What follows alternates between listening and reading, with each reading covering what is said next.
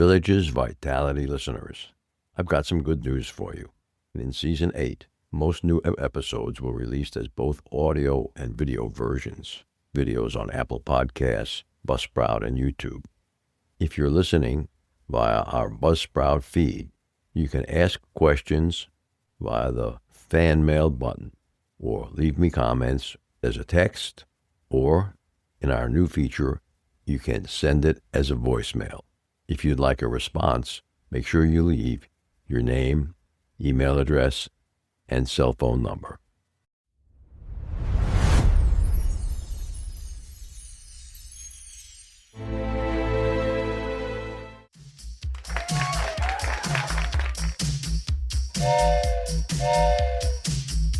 Welcome to Season 8 of Villages Vitality Life, Seniors Life Unscripted. In this new season, we talk to leaders of clubs and interesting folks who live in and around the villages. We also talk to people who have information vital to seniors. You will get perspectives of what is happening in and around the villages, Florida. In addition, we will add more information for all seniors. This is Mike Roth on Villages Vitality, Senior Life Unscripted. Today, we're going to be continuing our series on medical issues that face seniors. Today, I'm on with Rabbi Ronald Roth. Now, that's no coincidence because he is my brother. Ron graduated from Cornell University with a BA in Theater Arts in 1970 and the Jewish Theological Seminary, where he received an MA in Rabbinics and Rabbinic Ordination in 1978. Ron has served in 3 different congregations: Bethel Synagogue in East Windsor, New Jersey, the West End Synagogue in Nashville, Tennessee, and the Fairlawn Jewish Center congregation, B'nai Israel. He retired in 2019 and was granted the title of Rabbi Emeritus. Ron, thanks for joining us today. Thanks for having me. Good. Always good to see you, Mike. Ron has been active in the community in Nashville. Now, you're a volunteer ambassador for the National Marrow Donor Program, the National Bone Marrow Registry, and he's a member of Me the Match, Clinical Trials, Patient and Caregiver Advocacy Committee. He continues to teach adult education classes for the congregation in Jewish ethics now. Rabbi Roth is married to Rhonda Cass Roth, former newspaper columnist and a communications director. They're parents of 2 adult children, Gabe and Dina, grandparents of a granddaughter, Isabella.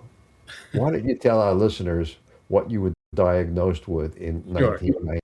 Actually, so this goes back to 1989. I was diagnosed with a high platelet count, and that indicated that I had a disease called essential thrombocythemia, which is a type of blood cancer.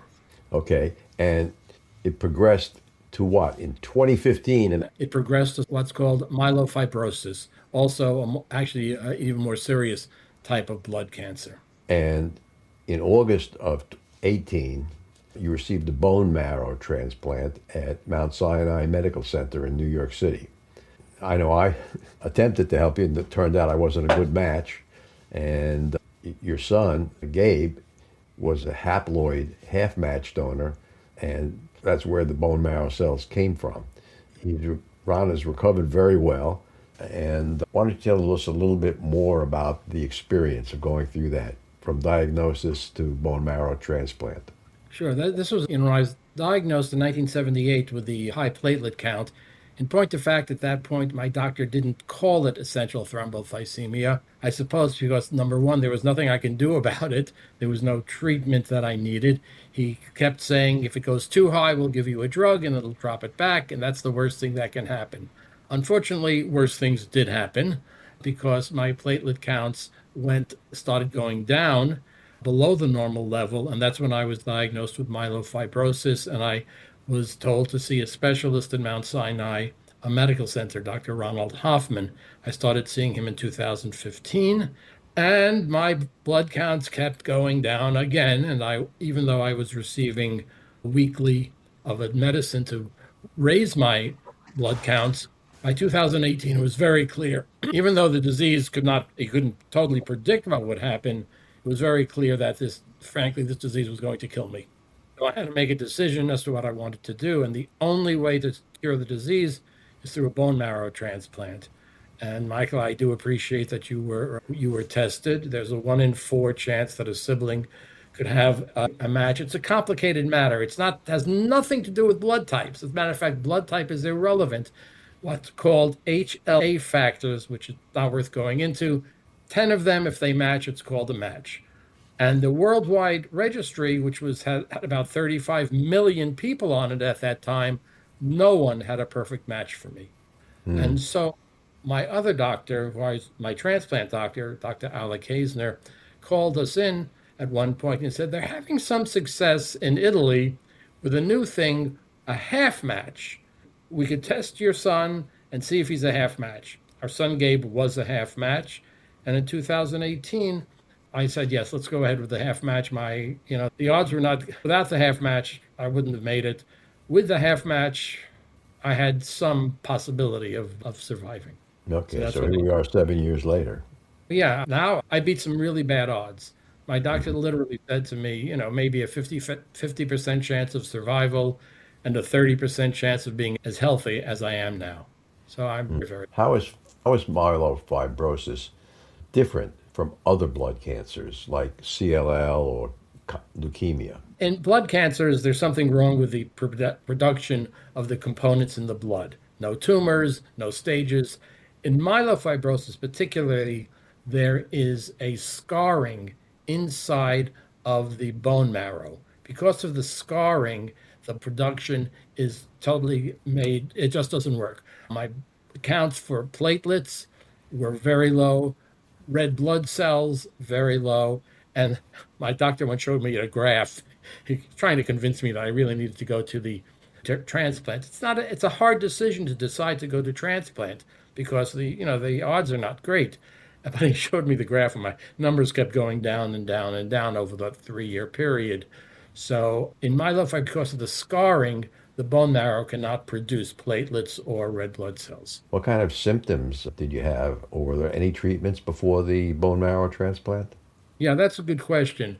Myelofibrosis, again, the type of blood cancer I had, as my doctor said, it's a very unusual disease and you can't make predictions. The reason I was even diagnosed with that was because I was having regular blood tests as part of my annual physical with my doctor, and they saw the abnormalities in my blood numbers. And I also had several very painful bone marrow biopsies that diagnosed that. Once they have that diagnosis, yes, there are symptoms. And each time I'd see the doctor, he would go through a series of symptoms. Do you have fatigue? Do you have trouble sleeping? Do you have itching? Do you have bone pain? And so on. I was very unusual in that as well. I didn't have any of those symptoms. I literally had, the only symptoms I had were the low blood counts, did not have the fatigue. I was receiving weekly injections of a medication to raise the red blood cells. That worked for a while. But towards the end, I had bone pain. I had for about a year, a little less than a year, I had some bone pain. That is very unusual. It's a peculiar disease. Most people have an enlarged spleen, the fatigue, and other symptoms. So you were lucky in that respect. Yeah, I kept working. I was working full-time, regular. It didn't affect my work at all. And as a congregational rabbi, that's a very demanding job. I spent long hours on the job. My day off was Wednesday, and I'd go from New Jersey to Mount Sinai every Wednesday for 3 years, get my medications and my blood tests. Right. Let's take a short break and listen to an Alzheimer's tip from Dr. Craig Curtis. So even if you removed 100% of the amyloid, that would not cure Alzheimer's. That is true in patients with symptoms. You can remove all the amyloid, yet the symptoms will continue to progress. So what we're doing now in these prevention studies is we're trying to see if removing amyloid prior to symptoms beginning, if removing all the amyloid out of your brain, whether or not that actually halts the progression into actual symptoms in Alzheimer's disease. With over 20 years of experience studying brain health, Dr. Curtis's goal is to educate the Villages community on how to live a longer, healthier life. To learn more, visit his website, craigcurtismd.com, or call 352-500-5252 to attend a free seminar. Thank you, Dr. Curtis. I'm back with Rabbi Emeritus Ronald Roth, and we're talking about a rare blood cancer, myelofibrosis. We did a couple of shows on blood cancer over the last 2 years, one on CLL and another one a few weeks ago. What advice do you have for others who have been diagnosed with one of these rare blood cancers? I really advise a couple of things. First of all, seek out a specialist. Many of these are not that common, and therefore you really want to find someone who both you, first of all, you feel comfortable with, a doctor that you know that's really, shall we say, on the same wavelength. I was very fortunate at Mount Sinai to find those, and also someone who spent 40 years specializing in the treatment of these rare diseases, so they're right on the edge. For example, the fact 8 years ago, when I had a half match transplant, that was very unusual. A couple of weeks ago, they took out an ad in the New York Times saying we're doing so much research and importance of research, we now can do transplants with there's not a perfect match. You couldn't say that 8 years ago. So I was really on the fact that I had a doctor who was really on top of the latest research, and that's true, I'd say, for all blood cancers. A lot of new treatments, a lot of new drugs. The CAR T cell therapy is fairly new, and that can be used in blood cancers. So Why don't really, you tell our listeners a little bit about what you know about this CAR T, because it's been used in several other cancers as well. sure. They take some of the cells out of your body and they reprogram their genes so they fight the cancer. So now the cells that came out of your body are going to fight the cancer cells in your body, and they re-inject those into your body, and it fights the cancer. I mean, it's complicated. It takes a long time. It's not easy, but that's the general theory, and that is becoming a real important way of treating blood cancers. Now, you went to Mount Sinai because you live in the New York City area. Here in Central Florida, I guess Tampa is the closest hospital, I would say, that would specialize in blood cancers. Now, what can we do as seniors to help in the fight against blood cancer? Okay, there are several things we can and can't do, shall we say. First of all, of course, support research is so critical. I spoke to my doctor about this, and she says, oh, yes, they're finding new drugs, new therapies, new ways of fighting these cancers. So you really have to support research. That's both privately through donations to organizations like the American Cancer Society. You want a long name? The Myeloproliferative Neoplasm Research Foundation. That's one type of cancer. Each of the types of cancers has a research foundation. Support them. Very important to do research, and support that the government does not cut back health research, which unfortunately is happening. So we should fight against. That's one, too. The other major issue with blood cancer is for people who need bone marrow transplants. That's expanding the registry. Now, as I said, worldwide, there are 35 million. Now, it is true that they want blood donors who are 35 years and under, which I understand is not significantly represented in the villages. But anyone in the villages, Very rare in the villages. I understand, but you may have a friend or a relative who can organize a drive or can even individually. It's very simple. If you're under 35 and under, you just go on your computer and get in touch with, there are two organizations, NMDP, or just do Be the Match. You can do Be the Match if you're under 35, and they'll send you a little kit. You swab your cheek, you send back the swab to the people in Minneapolis, and you're on the registry. If they find a match for you, then yes, you would be asked to donate.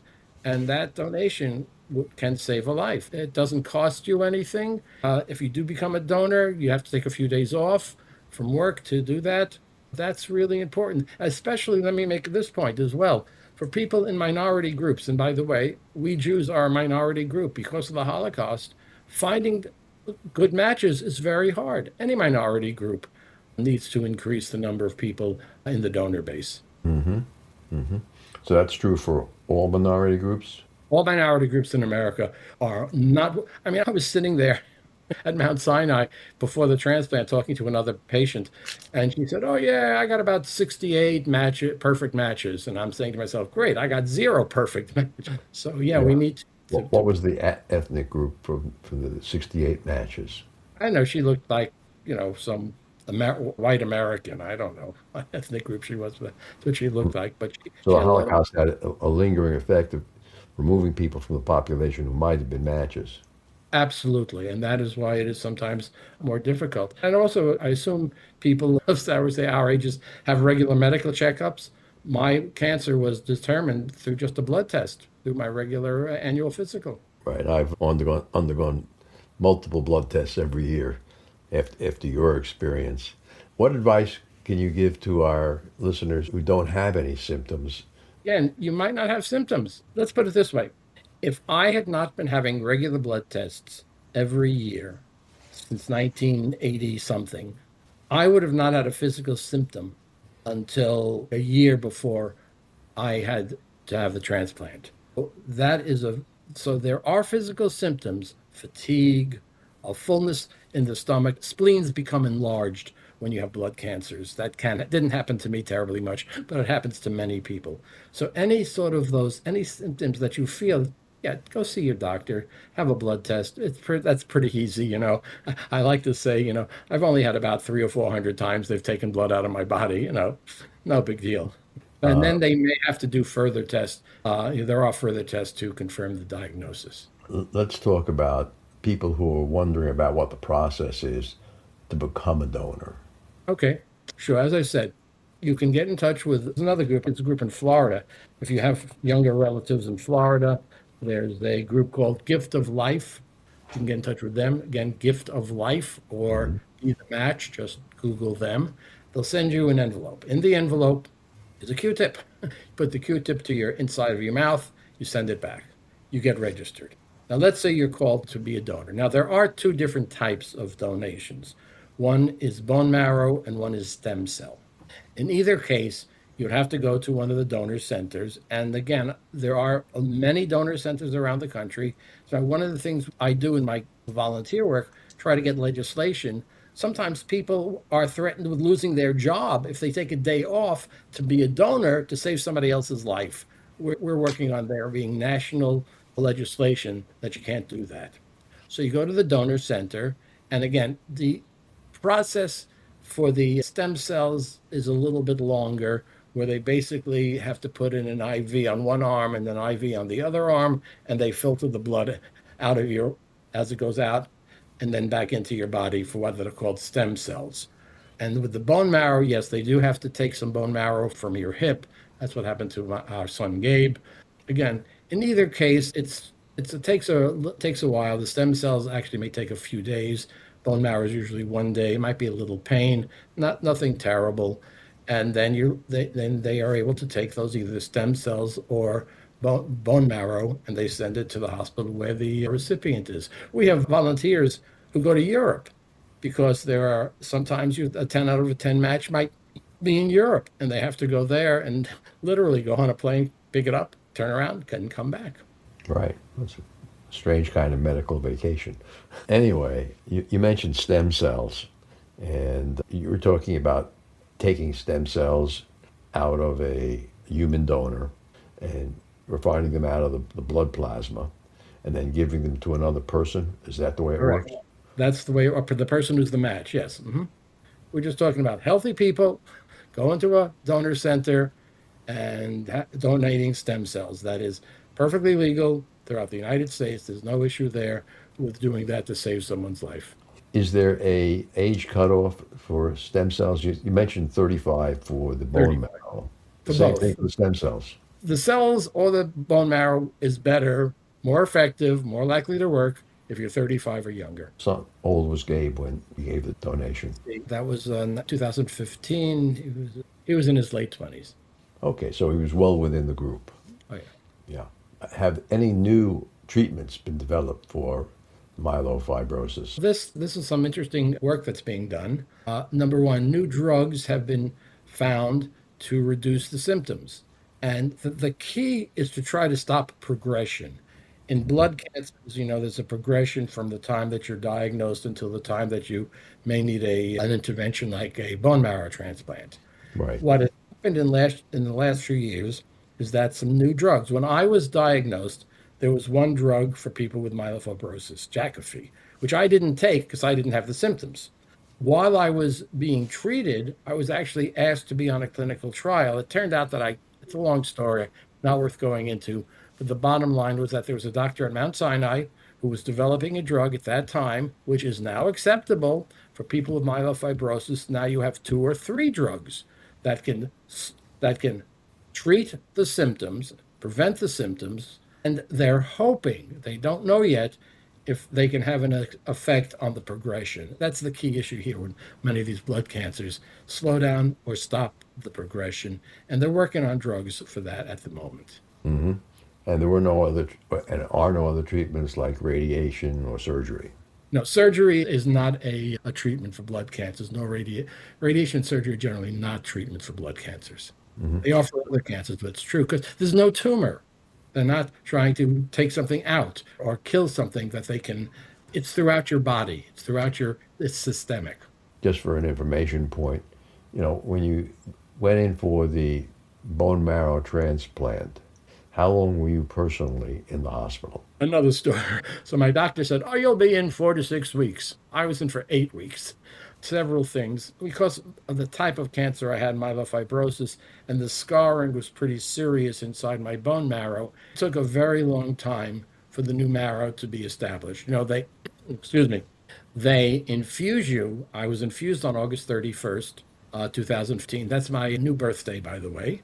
We consider it a rebirth, and a lot of blood cancer patients who've had transplants, they celebrate, I'll be plus what we call plus 8 years on August 31st this year. Plus, because the day of your transplant is day 0, so now I'm plus. Okay. So I went in there, and I had the transplant come in. It's not that dramatic. The nurse brings in this bag of bone marrow and sticks it on your IV. And then you wait for what's called engraftment. And my engraftment was just very slow. As a matter of fact, they weren't sure it was going to work. They were even at one point talking about getting more bone marrow for me. But I was in the hospital for 8 weeks, and the time to really go through getting better took me about a year. I remember I was told that right when I was diagnosed. I was shocked. It takes a year to get better from this disease once they treat you? And the answer, yes, it does. Because when I got back to the house after 8 weeks, I could barely walk. I'd lost 20 pounds. Of course, I was bald. I was weak. My taste buds were gone, because you get chemotherapy. In the week before you get the bone marrow transplant, they give you chemotherapy to totally kill all your old bone marrow. As a matter of fact, what happens also is that your blood type becomes the blood type of your donor. Okay, so your blood type actually switched during that period. Oh, yeah, if you took a drop of my blood and tried to figure out who it came from, DNA would say, "Oh, that's blood from Gabe Roth." It's a very interesting medical switch. Yeah. Is there anything else our listeners need to know about rare blood cancers like yours? No, it is also more common in older people. I've just that out. It is diagnosed. When I had the transplant, actually, I had my 70th birthday while I was in the hospital for those 8 weeks. And that people should really, the regular blood tests, supporting the organizations, and encouraging younger people to have themselves listed on the registry. Those would be important ways, because I know there is tremendous advances. I spoke to my transplant doctor. She says, yeah, she's finding it that the new drugs are coming out, and there's wonderful ways that we can try to treat it. It's a frightening disease. Let me be clear about that. I think the doctor in 1989 did not say to me, "You have a blood cancer," it's because he didn't want to scare me, and there was nothing I could do about it. So I also, if you have it, a support group is very important. By coincidence, there's a small group of us in northern New Jersey who have myelofibrosis, and we met for several years. And I hate to say this, but yeah, a few of us are still alive. And Okay. We still contact each other. Support is very important, and don't be afraid to reach out to those resources. Now, can you tell our listeners a couple of resources that they can reach out to, maybe a website or a phone number that they can call? I'm going to mention a few. Again, nationally, the people who keep the registry, they used to be called Be the Match. A lot of people know that, Be the Match. They're now called National Marrow Donor Program.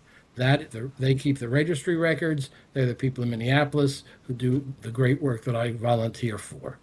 As I said, there's a group called Gift of Life in Florida that's a registry. There are individual organizations for each of the different types of blood cancer. Again, type of one I had, difficult name, it's a myeloproliferative neoplasm, MPN. The MPN Research Foundation, the American Cancer Society, Those are all organizations. And it's amazing. This is a good point. Thank you. I appreciate that. Because when I was diagnosed in 2015, and I went, where did I go to find out information? I went onto the internet. And at that point, I found that I had about 2 to 3 years to live. There was very little information. And basically, that's what was my takeaway. If you go to these resources today, in all of those resources, there's more information. There's something called Patient Power. It's a very good website, Patient Power, that really speaks more detail about what's going on with the cancer. So there are resources. Be careful, of course, it's the internet, and I know Dr. Internet is always not correct, but there are good, reliable sources that I mentioned that will give you good information. So my last question is, have you used AI at all to help people with bone marrow matching, or does that come in at all? I don't know. I don't do that. You'd have to ask the people in Minneapolis, the NMDP people, what they're doing. Again, it's the matching. Like I said, there are 12, but 10 matching is a match. It's something that they have to do in the lab to figure out. My guess is the labs are trying to make that more efficient, but I really don't know where that goes. Ron, thanks for being with us on Villages Vitality, Senior Life Unscripted. And thank you for inviting me. And I'm just appreciative. Look, I had a second chance on life, and I'm just appreciative of all the people who helped me and organizations and the ways in which people can still continue this fight against blood cancer. Great. Thanks again for joining us. Thank you. Bye-bye. Remember, our next episode will be released next Friday at 9 a.m. Should you want to become a major supporter of the show or have questions, please contact us at mike@rothvoice.com.